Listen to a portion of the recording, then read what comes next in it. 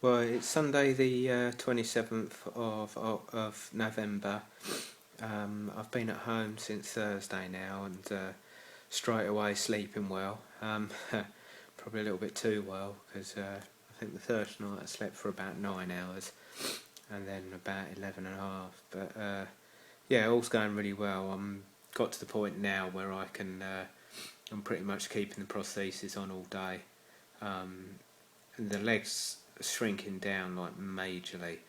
Um, it's swapped over now, rather than wearing a thin sock and the gel sock, I'm wearing a thick one, and then by sort of lunchtime I'm having to put a thin sock on top of it as well. So I'm wearing a thick sock and the gel sock. So yeah, it's kind of and even then it's kind of although it's still sitting alright on the tibial tuberosity, it's and kind of around the back of the calf. It's the actual stump is kind of getting a little bit loose from side to side now in the socket, so that's not great. But hopefully it will last till I go up to Bowley Close on the 16th of December, which is kind of over 2 weeks away. But hopefully it won't shrink down too much more. Phoned them up literally the day after I come out of hospital because kind of took a couple of steps here and there, kind of turning around in the kitchen without using the crutches, just grabbing stuff off the side, and it was really easy and it felt quite good. So I phoned them up and asked whether I could. I managed to get hold of Jodie and asked her whether I could come off crutches just inside, but she was saying because of not wanting to obviously damage the stump, to kind of see the physio a few times and kind of do a bit of rehab with them up at Canterbury, and also probably see them at Bowley Close. She said maybe if you want to go down to one crutch, I think just inside, or kind of speak to the physio about it, which I've been doing on and off when I've been carrying something, and it's kind of felt fine. So I haven't done it all the time, just trying to kind of follow their advice a little bit.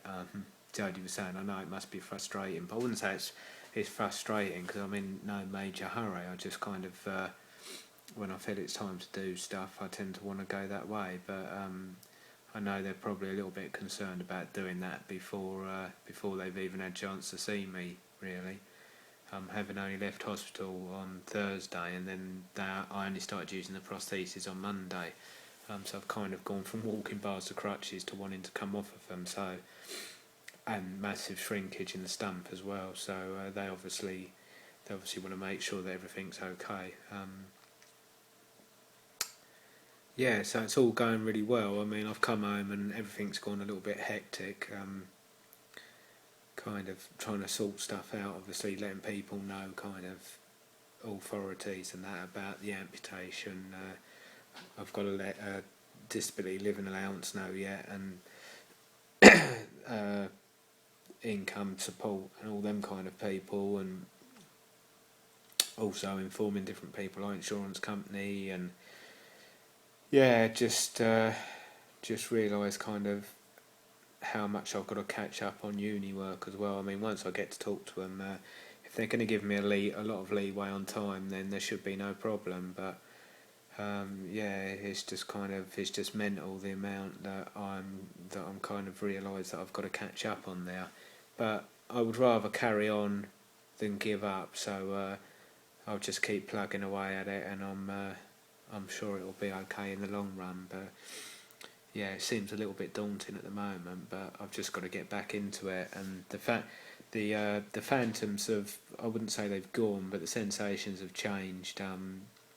It's not that mad tickling all day now that I've got the prosthesis on more. It's just kind of a phantom sensation, like as if I've got. Sometimes it's like someone putting needles through your feet, which sounds horrible, but I kind of prefer that to the torturous tickling sensation. I kind of got to the point with the tickling sensation where I was just ignoring it. So yeah, I think that was the best thing to do. But Yeah, I mean everything's going really well. I'm slowly coming off of all the different drugs. I mean I've dropped the gabapentin. Originally I dropped the tramadol down to two lots of 50 a day, the lunchtime one and the evening one. So I was taking the paracetamol, the tramadol, and the gabapentin when I come home because they stopped the diclofenac because they were talking about different stuff to stop, and I said, well, that just wasn't doing any good. So yeah, they stopped the diclofenac while I was in hospital, and then I dropped the tramadol down from 4 lots of 50 a day to 2 lots of 50.